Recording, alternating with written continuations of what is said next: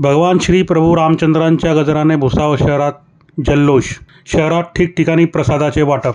रामलल्लांच्या आगमनोत्सवानिमित्त संपूर्ण भुसावळ शहरात आज राममय झाल्याचे दिसून आले। शहरात ठिकठिकाणी प्रत्येक चौकात रामधून लावून रामभक्त बेधुंदपणे आनंदोत्सव साजरा करताना दिसले। सर्वत्र लाडू म्हणून प्रसादाचे वाटप करण्यात आले होते, तर अनेक ठिकाणी भंडाऱ्याचे देखील आयोजन करण्यात आलेले होते।